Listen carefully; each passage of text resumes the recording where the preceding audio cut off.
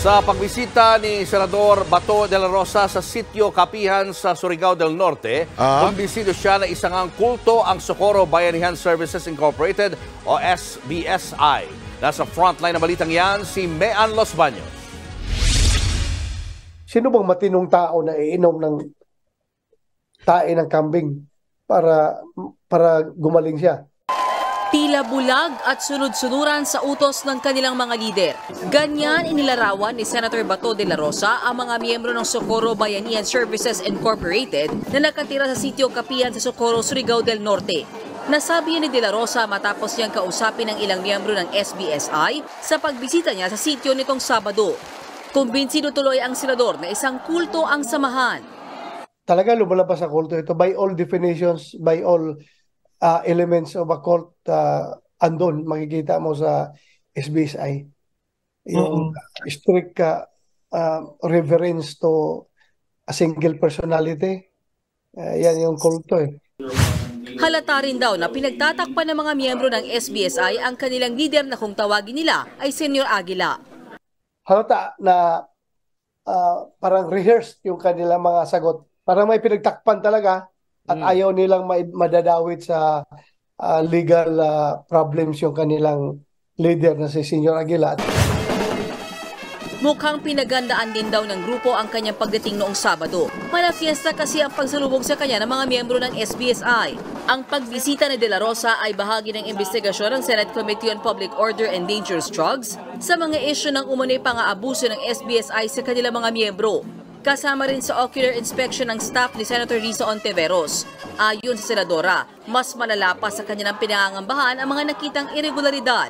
Hindi raw bababa sa 22 child marriages ang naitala sa sitio Kapihan. Ang mas nakakalungkot pa raw ay nagbunga ng mga anak ang ilang child marriages. Wala rin daw maayos sa listahan at record keeping ng SBSI ukol sa mga namatay sa sitio Kapihan at kung ano ang kanilang ikinamatay at saan sila nakalibing. Malinaw daw yang labag sa batas. Pinaiimbestigahan ni Senator De La Rosa ang illegal na libingan kung saan nakalagak ang nasa 20 bata. At saka, itingnan rin natin yung mga posibleng mga circumstances behind the death of these children. Sa kabilang banda, wala raw nakikita si De La Rosa na ebidensya na may private army at shabu laboratory sa sityo. Hanggang sa ngayon, nasa kustodiya pa ng Senado sila Senyor Aguila at 3 pang ibang lider ng SBSI. Magpapatawag pa raw ng isang pagdinig si Senator De La Rosa kung saan paharapin ang grupo nila Senyor Aguila. Palalayain lamang daw sila oras na maging kontento ang mga senador sa kanilang mga isasagot.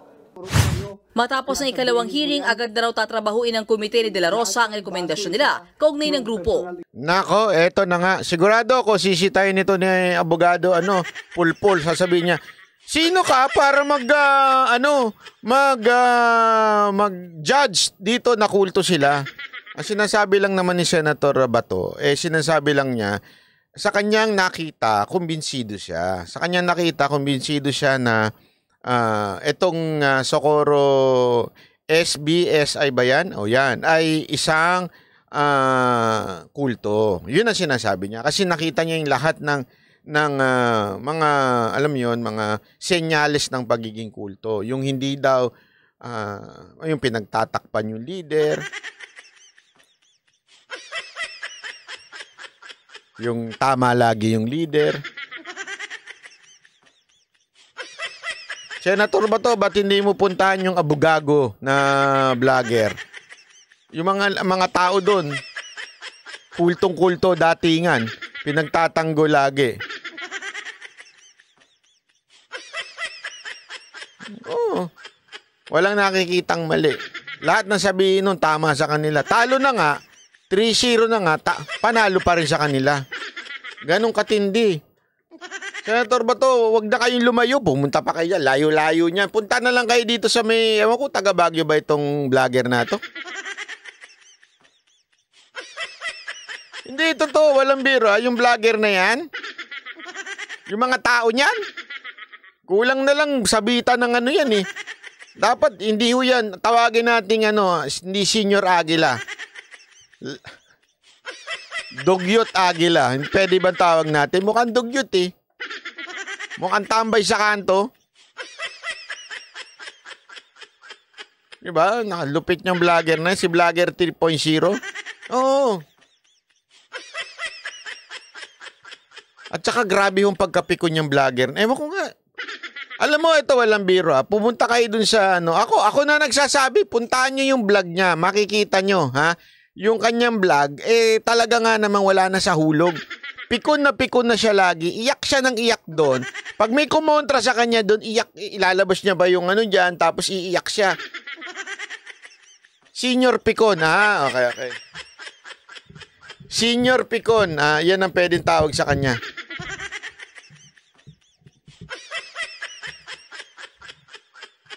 Hindi, kasi yan ang sinasabi ko. Alam mo, sinasabi ko nga sa inyo, yung mga binabanatan niya, hindi naman mga perpektong mga senador. Okay? May mga tama, may mga mali. Ako, aminado naman ako, may mga mali din yung ibang mga senador. Ang problema, sa kanya, kahit tama na, iminamali niya pa rin. Walang biro. Alam nyo, eto na nga lang dito mo mapapatunayan yan. Nung talo na siya, ipinapanalo niya pa rin sarili niya. Diba? Isipin nyo talo na siya, sasabihin niya pa panalo na siya. Sasabihin niya, hindi naman ang purpose tong kaya ako lumaban sa debate. Kasi para manalo. Ganun kaugok, di ba? Ganun siya hindi tumatanggap ng pagkakamali at pagkatalo.